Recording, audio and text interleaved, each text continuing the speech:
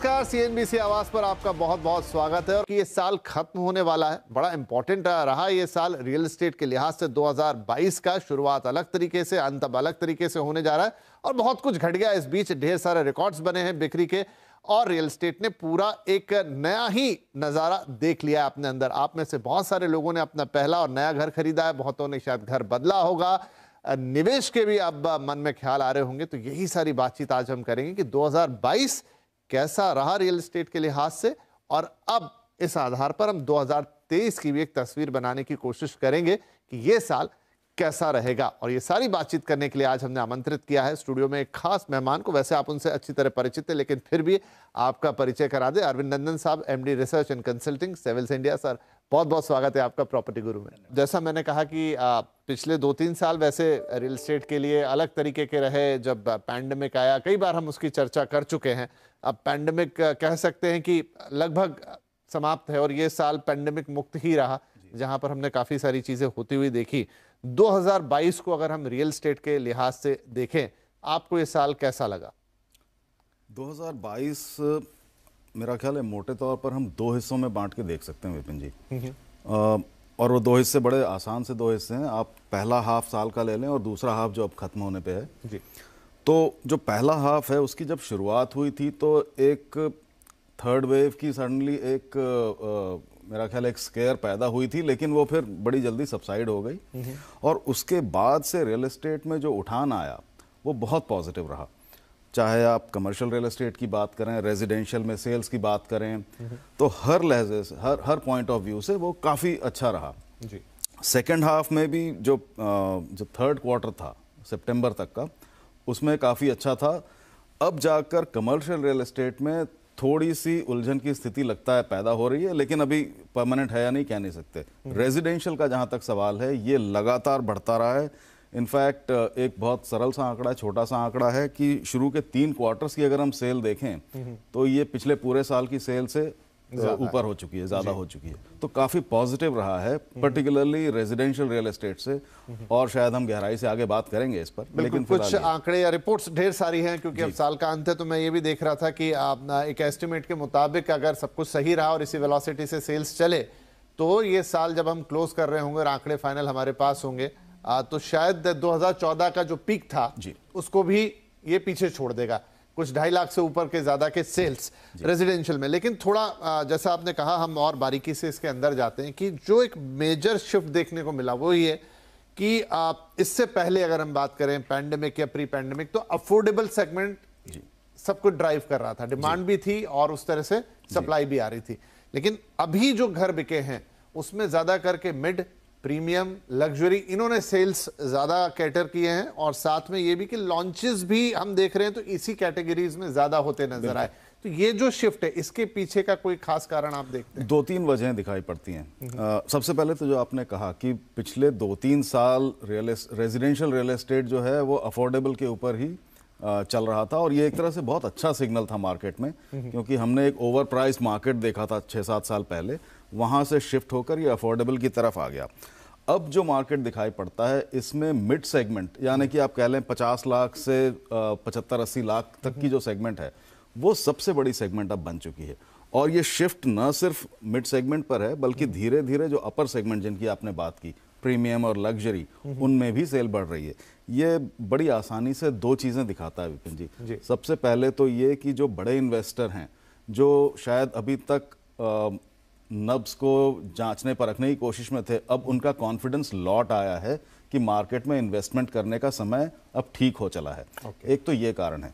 दूसरा ये भी कारण है कि जो बहुत सारी हमारी क्रॉस बॉर्डर इन्वेस्टमेंट्स होती हैं, ये दोबारा जागृत होने सी लगी हैं और ऐसा दिखाई पड़ने लगा है कि अब लोग इसमें पार्टिसिपेट करने को दोबारा तैयार हुए हैं। इसके पीछे पॉलिसी का भी हाथ है, इसके पीछे जनरल इकोनॉमिक एनवायरनमेंट का भी हाथ है। कमजोर रुपया रहा बीच में। जी हाँ, तो आपकी जो एक्सचेंज रेट फ्लक्चुएशन है, बहुत सारी चीज़ें मिलकर ये माहौल बनाती हैं। पर बिल्कुल कमोबेश जैसा आपने कहा कि मिड सेगमेंट का डोमिनेंस अब क्लियर दिखाई पड़ने लगा है। बल्कि मैं ये कहूँ कि मैं मिड सेगमेंट और उससे एक लेयर नीचे को अगर इकट्ठा देखूँ तो वो अकेला ही करीब 65-70% मार्केट का हो चुका है अब।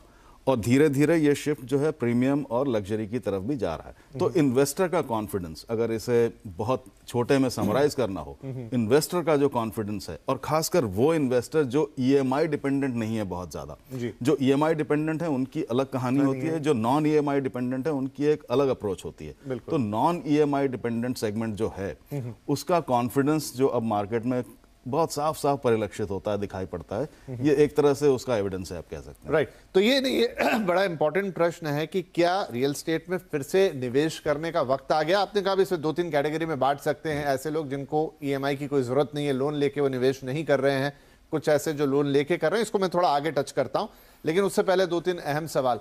एक इंपॉर्टेंट फिगर और है जो देखने में आया रिपोर्ट्स के अंदर, वो ये कि जो सेल्स हुई हैं उनकी 50% से ज्यादा जो सेल्स आई हैं वो ब्रांडेड कंपनियों से आई है। यानी जिस शिफ्ट की हम बात करते थे कि रेरा आएगा तो फ्लाई बाय नाइट ऑपरेटर्स हटेंगे, ज्यादा करके जो बड़ी कंपनियां हैं या फिर जो ब्रांडेड या लिस्टेड कंपनियां हैं उनका एक प्रभुत्व आएगा, और शायद वो अब परिलक्षित भी हो रहा है नंबर्स में। क्या आप मानते हैं कि ये एक पूरा चेंज है जो हमें शायद हो सकता है 4-5 साल में दिखता, लेकिन पैंडेमिक के कारण जल्दी दिखने लगा?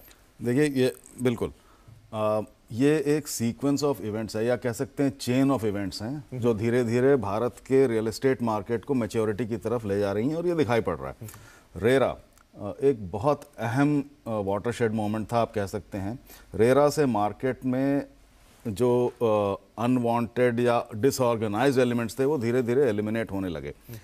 उसके बाद जैसे जैसे फाइनेंशियल मार्केट की क्लींजिंग हुई है, जो फाइनेंशियल इनेबलर्स हैं उनकी क्लींजिंग हुई है, तो अब नेचुरली जो बायर है वो उन प्रोडक्ट्स की तरफ जाता है या जाता हुआ दिख रहा है जो कि स्टैंडर्डाइज प्रोडक्ट बेचते हैं। अब रियल एस्टेट में स्टैंडर्डाइज प्रोडक्ट बहुत ज़्यादा नहीं होते, क्योंकि हर साइट अलग होती है, हर एनवायरनमेंट अलग होता है, लेकिन ब्रांडिंग जो है वो काफ़ी हद तक उस कमी को पूरा करती है। तो ब्रांडेड डेवलपर्स आपको एक तरह की गारंटी देते हैं या एक तरह का आश्वासन देते हैं कि आपको प्रोडक्ट में बेसिक एमिनिटीज़ जो हैं वो बिल्कुल ठीक मिलेंगी, आपको कई चीज़ों की जो शिकायतें हैं वो नहीं आएंगी तो उनको एड्रेस किया जाएगा, या अथॉरिटीज़ के पास आप जाकर उन्हें एड्रेस करा सकते हैं। तो ये अश्योरेंस जो है प्रोडक्ट में कॉन्फिडेंस दिखाता है। और जैसे जैसे भारत का मार्केट रेजिडेंशियल का मैच्योर हो रहा है, प्रोडक्ट में कॉन्फिडेंस बढ़ रहा है, नेचुरल है कि आप ब्रांडेड प्रोडक्ट्स की तरफ जाएंगे। इसका एक और दूसरा पहलू है जो शायद आगे दिखाई पड़ेगा, मैं एक तरह से आप कह सकते हैं फोरकास्ट कर सकता हूं, कि जो प्राइवेट इक्विटी की इन्वेस्टमेंट आती हैं या आने वाली हैं, ये ज़्यादातर रेजिडेंशियल, ब्रांडेड रेजिडेंशियल प्रोडक्ट्स की तरफ जाएंगी, और उसमें कई सेगमेंट हो सकते हैं। रेंटल हाउसिंग हो सकती है, स्टूडेंट हाउसिंग हो सकती है, सीनियर लिविंग हो सकती है, रेजिडेंशियल के ही कई प्रकार हैं ये। तो अब अगला पहलू जो दिखाई पड़ना चाहिए हमें वो ये होना चाहिए कि जो बड़ी इन्वेस्टमेंट्स आती हैं, प्राइवेट इक्विटी की आती हैं, वो भी इनकी तरफ जाएंगी।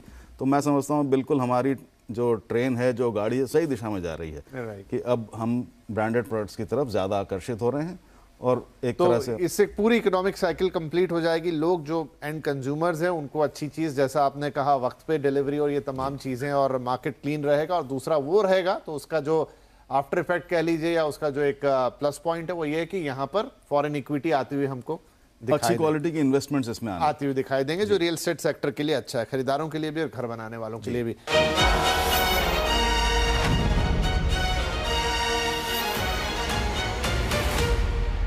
एक और प्रश्न अरविंद जी जो मेरे जहन में काफी घूमता है इन दिनों, कि हम 8-10 साल से या उससे भी लंबे समय से रियल एस्टेट मार्केट को आपके साथ ट्रैक कर रहे हैं, देख रहे हैं। बहुत बार हमने सोचा कि अब रियल एस्टेट मार्केट चेंज होगा, थोड़ा बहुत फ्लक्चुएशन या चेंजेस आए भी, कभी थोड़ा बहुत ऊपर, कभी थोड़ा बहुत नीचे। फिर हमने देखा सीरीज ऑफ इवेंट हुई, जिसमें से एक रेरा, फिर जीएसटी, फिर नोटबंदी, उसने तो मार्केट को बुरी तरह हिट किया।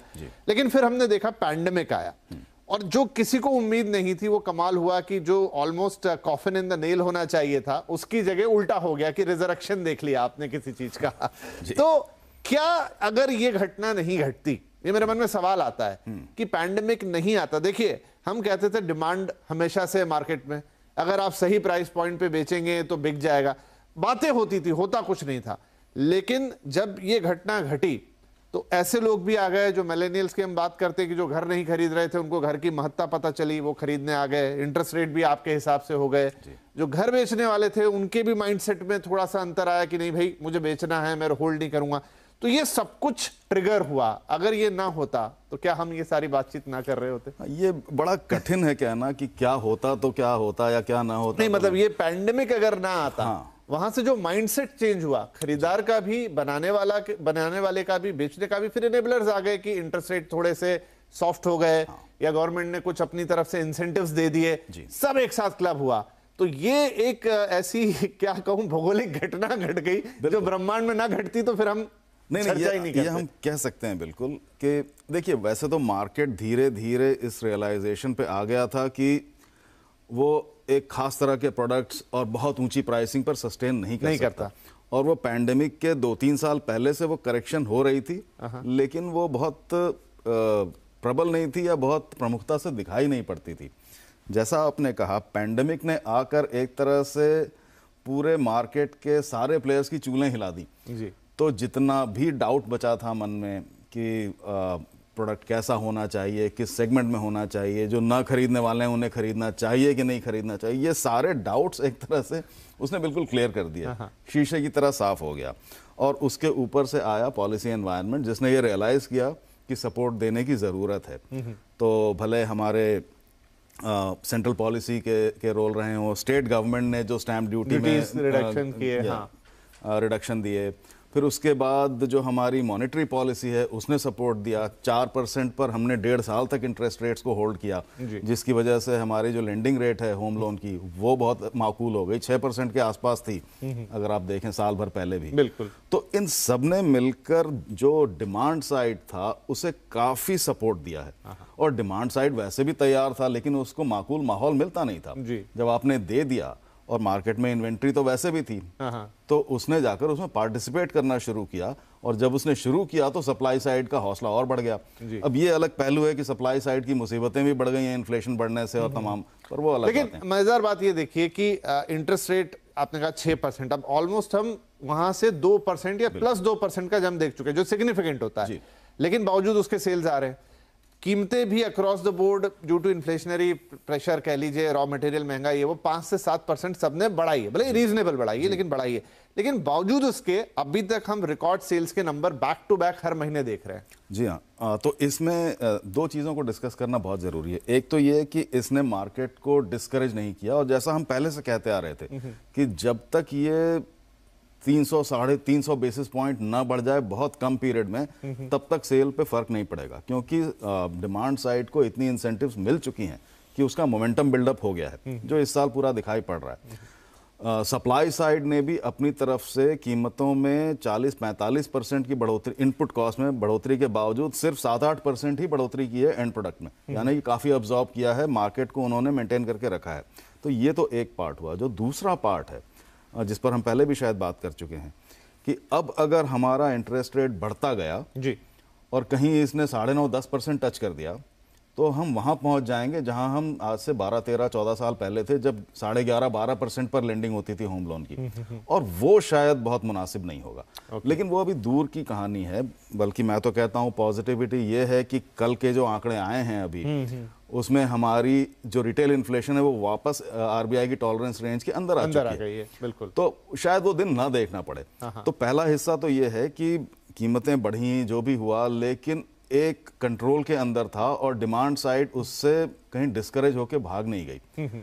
अब दूसरा हिस्सा जिस पर फोकस करने की ज़रूरत है वो ये कि अब ये गाड़ी बहुत ज़्यादा आगे ना बढ़े, जहां है इसे आप मेंटेन करें तो ये सेल जो है ये आपकी बनी रहेगी। लेकिन खुदा ना खास्ता अगर आपका इंटरेस्ट रेट वापस बढ़ के 9.5-10% पहुंच गया और फिर ये इन्फ्लेशन बढ़ता रहा जी, तो शायद इसे बहुत दिनों तक रोके रखना मुश्किल हो जाएगा। क्योंकि देखिए, अब मार्केट अच्छा था तो लॉन्चेस की भी एकदम बाढ़ आ गई, और रियल एस्टेट में तो ये है कि आपने आज लॉन्च किया है तो 4 साल लगेंगे, और इस तरह का लंबा साइकिल रहता है। अब ये 4 साल एक बड़ा वक्त हो जाता है। ऐसे में इंटरेस्ट रेट कहाँ जाते हैं, क्या 9%, 10% को टच करते हैं जैसे आप आशंका जता रहे हैं। इन्फ्लेशन अगर आपकी जेब में आग लगाएगी तो वो भी फिर एक कंसर्न आ जाता है।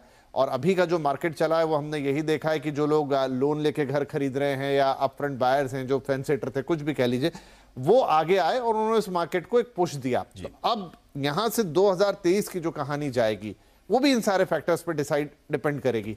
आपका प्रेडिक्शन क्या कहता है कि क्या हम ऐसे ही चलते रहेंगे, 19-20 थोड़ा बहुत आगे पीछे होंगे, या फिर कुछ फैक्टर्स हैं जिनके ऊपर अब बहुत कुछ निर्भर होगा? जितने अच्छी तरीके से हमने एक कमबैक देखा था, शायद एक फुल स्टॉप भी लगता हुआ देखें?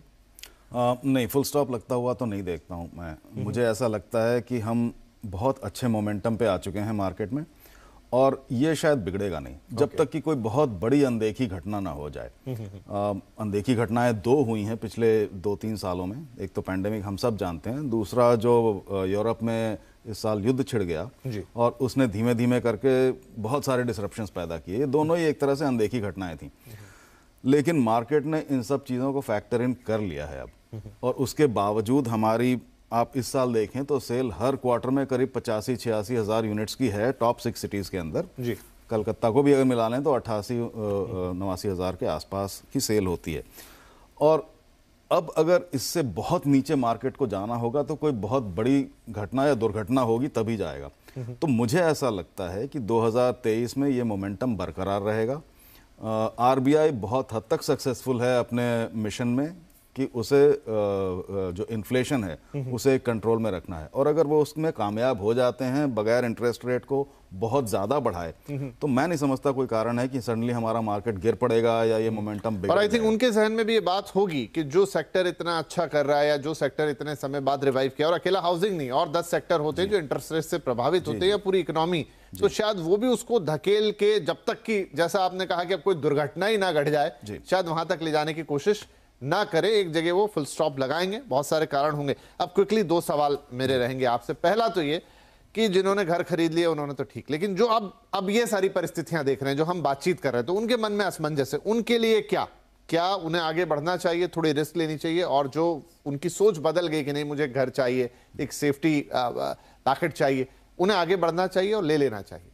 बिल्कुल ले लेना चाहिए। देखिए, अगर इस इंतज़ार में बैठे रहें कि पता नहीं वापस 6% पे लेंडिंग रेट आ जाए, तो आप पता नहीं कितना इंतज़ार करेंगे। आज भी जो लेंडिंग रेट है ये काफ़ी अच्छी लेंडिंग रेट है। आप देखें तो जैसा मैंने कहा 14-15 साल पहले लोग 12% पर भी होम लोन ले रहे थे, तो आज वो स्थिति नहीं है, शायद आए भी नहीं। तो इससे ज़्यादा आपको इंतज़ार करना नहीं चाहिए। अभी तक अगर नहीं किया है तो ज़रूर कर लें। जनरली अभी भी पॉलिसी का जो अप्रोच है वो काफ़ी फेवरेबल है जी होम लोन, होम परचेजेस की तरफ, तो इसका फ़ायदा ज़रूर उठाएं। मार्केट में इस समय प्राइसेस उतनी बढ़ी नहीं है जितनी बढ़ जाया करती थी। इससे पहले के वर्षों में साल भर में 15% की इंक्रीज होती थी, अभी तो बमुश्किल 5-7% की इंक्रीज। और वो भी मैं देख रहा हूँ कि बहुत सारे डेवलपर एब्जॉर्ब करने के लिए तैयार हैं। इवन बढ़े हुए इंटरेस्ट रेट के ऊपर वो भी कह रहे हैं कि 2 साल तक हम आपको उतना सबवेंशन खुद दे देंगे, मतलब वो भी बेचना चाह रहे हैं। जी, डेवलपर्स का एंगल सबसे बड़ा है, यानी कि सप्लाई साइड का। जैसा मैंने पहले कहा, इनपुट कॉस्ट कई मामलों में 40-45% भी बढ़ी है। आप एल्यूमिनियम लें, स्टील लें, सीमेंट लें, कॉपर लें, HRC लें, सबकी कीमतें काफ़ी बढ़ी हैं, लेकिन उन्होंने पास ऑन नहीं किया है इसको। और जब तक वो पास ऑन नहीं कर रहे हैं तब तक कीमतें बहुत तेज़ी से नहीं भाग रही हैं। तो इस मौके का फ़ायदा उठा लेने में ही समझदारी है, बशर्ते आपकी बाकी चीज़ें ठीक ठाक हों, आपके फाइनेंसेस अरेंज हों, आपका निकट भविष्य जो है वो सिक्योर हो, तो कर लेना बेटर है। क्योंकि अगर आप कहीं रुके रहे 6-8 महीना और उसके बाद फिर कहीं स्थिति कंट्रोल से बाहर गई तो इंतजार और लंबा हो जाएगा। ठीक है जी, आखिरी सवाल, और वो ये कि क्या, जिसका हमने पहले भी जिक्र किया कि घर खरीदना तो एक बात हुई, लेकिन बहुत सारे लोगों के अब सवाल आ रहे हैं। मैं देखता हूँ प्रॉपर्टी गुरु में जब हम लेते हैं तो बहुत सारे लोग पूछ रहे हैं कि क्या मैं निवेश करूं, ये मैं खरीदना चाहता हूं। तो आपने शुरू में 2 कैटेगरी अलग अलग बता दी, लेकिन क्या निवेश करने का वक्त आ गया रियल एस्टेट के अंदर? निवेश करने के पॉइंट ऑफ व्यू से भी मैं समझता हूं जब कीमतें कंट्रोल में हों तो ज़्यादा अच्छा होता है। हमें ये नहीं पता होता कि किस समय के बाद कीमतें बहुत तेज़ी से भागेंगी, और शायद आप उस समय अगर उसको पकड़ने जाएं तो पकड़ ना पाएं। तो जिस वक्त कीमतें बॉटम आउट होने के बाद से थोड़ी थोड़ी उठने लगी हैं, वो सबसे अच्छा टाइम होता है। बॉटम पहचानना तो शायद किसी के बस का नहीं है संसार में, लेकिन जब उठने लगती हैं तब वो साइन डेफिनेटली क्लियर होता है। तो आज वो समय है। अगर आप इन्वेस्टर हैं, चाहे किसी भी कैटेगरी के इन्वेस्टर हों, प्रीमियम के हों, अफोर्डेबल के हों, तो इस समय इन्वेस्ट करना और उसका इंतज़ार करना 1-2 साइकिल से मेरा मतलब है 7 साल, 10 साल, 15 साल, वो समझदारी का फैसला होगा। आप इस फिराक में तो ना रहें जैसा हम पहले कहते थे कि आज इन्वेस्ट किया तो 3 साल बाद डबल हो जाएगा, फिर मैं उसे बेच दूंगा। अब शायद तो वो मिट्टी से सोना बनाने की कोशिश ना करें। इन्वेस्टर भी समझ रहे हैं, लेकिन जो इन्वेस्टर बिल्कुल बाहर हो गए थे, इवन मैं आम लोगों की भी बात कर रहा हूं, उनके मन में भी ये विचार अब दोबारा आने लगे कि मुझे अपना पैसा रियल एस्टेट में। बिल्कुल बिल्कुल। और अब तो देखिए इन्वेस्टर दो तरह के हैं, एक वो हैं जो रियल एस्टेट में हार्ड एसेट में इन्वेस्ट करते हैं, दूसरा रीट्स वगैरह भी हैं। हाँ। कुछ नए रीट्स आने वाले हैं, बिल्कुल, तो वहां पर इन्वेस्टमेंट तो आप दोनों तरह से कर सकते हैं। चलिए, क्योंकि बातचीत तो रियल एस्टेट पे ऐसी कि निकले तो आप घंटे वो बात करते रहिए। रीट्स आपने नया चीज दिया, इस पे तो पूरा एक एपिसोड और लगेगा। लेकिन हाँ, जो कि जिस चर्चा के लिए हम बैठे थे कि जरा देखें कि 2022 कैसा गया और यहाँ से 2023 की क्या तस्वीर बनेगी, तो आई थिंक वो बातचीत एक ठीक ठाक हमने कर ली है। तो बहुत शुक्रिया अरविंद जी, काफी अच्छी बातचीत है। आई होप कि दर्शकों को भी इस बातचीत से काफी ज्यादा समझने और जानने का मौका मिलेगा, क्योंकि ये एक बहुत बड़ा टर्निंग पॉइंट था जो हमने रियल एस्टेट में देखा। अब इसको जितना अच्छी तरह जान ले, समझ लें, उतनी ही एक क्लैरिटी से हमें दिखाई देगा कि आगे हमें क्या करना है, चाहे वो इन्वेस्टमेंट की बात हो, चाहे वो घर खरीदने की बात हो, या इनफैक्ट जिन्होंने घर खरीद भी लिए हैं हाल फिलहाल में, उनके भी मन में बहुत सारी दुविधाएं और सवाल होते हैं। तो आगे की क्या पिक्चर बन रही है वो यहाँ से साफ दिखाई देगी। तो सर, बहुत शुक्रिया and a very happy new year आपको भी, अग्रिम शुभकामनाएं। बिल्कुल। तो चलिए, इसी के साथ प्रॉपर्टी गुरु के स्पेशल एपिसोड को यहीं विराम देते हैं। रेगुलर एपिसोड्स में आपसे लगातार बात होगी, अगले हफ्ते फिर मुलाकात होगी। तब तक अपना ध्यान रखिए। नमस्कार।